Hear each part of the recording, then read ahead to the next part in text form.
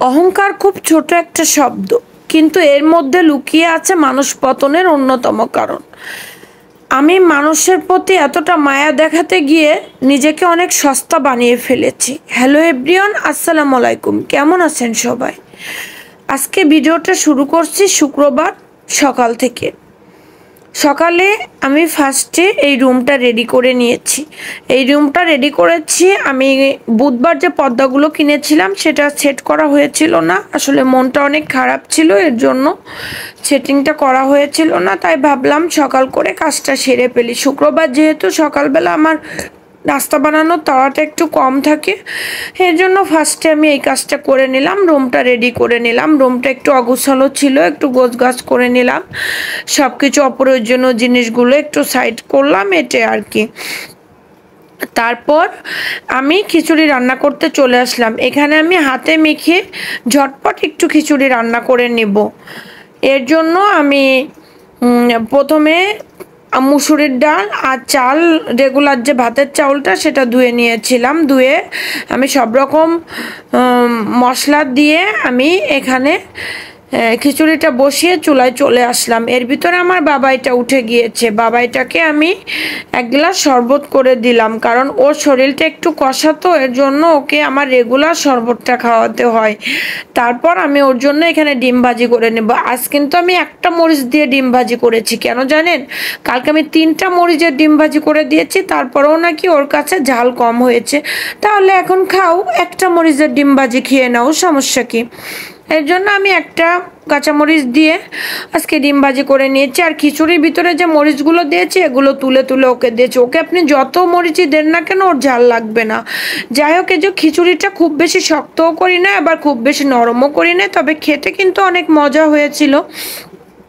ঝটপট হাতে মেখে এভাবে সময় কম থাকলে আপনারাও খিচুড়িটা রেডি করে নিতে পারেন। এই যে দেখেন সকালের নাস্তাটা শেষ হয়ে গেল। তারপর আমি এখানে অনেকগুলো আদা রসুন ছিলে নিয়েছি। এর রিজনটা হচ্ছে, আদাগুলো আমি টেকেরহাট থেকে একটু কমে পেয়েছিলাম। দোকান থেকে তো 250 টাকা 300 টাকা কেজিতে বিক্রি করে আদা, বাট আমি এটা 140 টাকা কেজিতে কিনেছিলাম। বাট ভালো হয়েছে, খারাপ হয় নাই। কিন্তু অনেক দিন যদি আমি নর্মালে রেখে দিই তাহলে মনে হলো যে আদাগুলো একটু পচে যেতে পারে, যেহেতু একটু ভিজে ছিল, কাঁচা আদা ছিল। এর জন্য আমি ব্লেন্ড করে ফ্রিজে রেখে দিলাম যে আস্তে আস্তে খাওয়া যাবে। আর সেই সঙ্গে আমি একটু পেঁয়াজও আজকে ব্লেন্ডারে করে নিয়েছি। অন্যদিন তো শিলপাটাতে করি, একটু খেতে ভালো লাগে এই আর কি। দেন আমি এখানে লবণ হলুদ মেখে তেলাপিয়া মাছ রান্না করব। আজ একটা শুক্রবার মুরগি আনতে চেয়েছিলাম সকালে, সেদিন আমার যেহেতু মুরগি কেনা হয় নাই। ফ্রাইডেতে তো প্রায় দিন আমার বাসায় মাংস রান্না করা হয়, কিন্তু আমি আজ বাজারে যেতে পারি নাই, প্রচুর বৃষ্টি ছিল।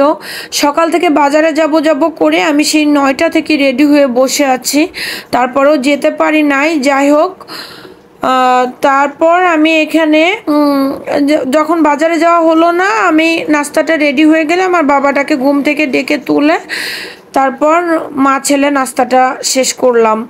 করার পর আমি এখানে রান্না করতে চলে এসেছিলাম। যাই হোক, প্রত্যেক শুক্রবার যে মাংস খেতে হবে এটা তো লেখা নাই কোথাও।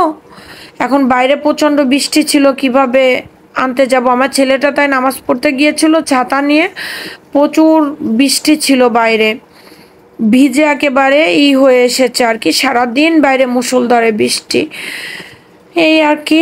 তারপরে যে এখানে মশলাটা কষিয়ে আলু দিয়ে ভেজে রাখা মাছগুলো দিয়ে দিলাম। এখানে আরও একটু কষানো পানি দিয়েছি আমি। মশলাটা যত বেশি কষানো হবে তরকারিটা খেতে তত বেশি মজা হবে, এর জন্য আমি এখানে কষানো পানি দিয়ে দিয়েছি। উপরে দিয়ে দেওয়ার পর আমি ঢাকনা দিয়ে রেখে অন্য কাজ করতেছিলাম। এর ভিতরে দেখেন আমার মাছগুলো কষানো হয়ে গিয়েছে, আলুটাও সফট হয়ে গিয়েছে। এখন আমি যেহেতু একটু ঝোল টাইপের রাখবো আর একটা তরকারি রান্না করব, এর জন্য আমি এখানে একটু ঝোলের পানি অ্যাড করে দিব। এই পর্যায়ে ঝোলের পানি অ্যাড করে দেওয়ার পর আমি চুলার আঁচটা হাই হিটে দিয়ে দেব। যেহেতু আমার মাছ, তারপরে মশলা, আলু সব কিছুই আমার সুন্দরভাবে কুক হয়ে গিয়েছে, এখন শুধু একটু গ্রেভিটা রাখার জন্য একটু গরম পানি ইউজ করেছি। এই যে দেখেন আমার তরকারিটার ফাইনাল লুক। তবে আরেকটু তেল হলে ভালো হতো, যাই হোক, এই যে তরকারিটা নামিয়ে দুপুরে খাওয়া দাওয়া শেষ করে নিয়েছিলাম। আজকে আর সন্ধ্যায় কোনো ভিডিও হয় নাই, আমার বাবাটা বাইরে গিয়েছিল খেলতে, সেখান থেকে হয়তো কিছু একটা খেয়ে এসেছে। আর তারপরে প্রচুর বৃষ্টি, তো বাইরে কোনো দোকানও খোলা ছিল না। তারপর ওকে দিয়ে আমি একটু দু একটা বাজার আনিয়েছি, চা পাতা ছিল না আমার, তাজা চা পাতাটা সেটা এনেছে ও। চা পাতাটা আনার পর আমি ঢেলে রেখে দিয়েছি। আমার আসলে মন চাইলো না যে আবার কষ্ট করে চা বানাই, কি খাই, তৈরি করি। আসলে কেমন যেন হয়ে গেছে আমার লাইফটা। এখন আর আমার এক্সট্রা কোনো কিছু করতেই ভালো লাগে না। বাবাটাকে জিজ্ঞেস করলাম যে তুমি কি কিছু খেয়েছো বাইরে? ও টাকা নিয়ে গিয়েছিল, বললো যে ও বেলপুরি খেয়েছে বাইরে। এর জন্য আমি আর সন্ধ্যায় আর কোনো নাস্তা রেডি করি নাই, এর জন্য আজকে সন্ধ্যার আর কোনো ভিডিও নাই। যাই হোক, আমার জন্য সবাই দোয়া করবেন। আল্লাহ হাফেজ।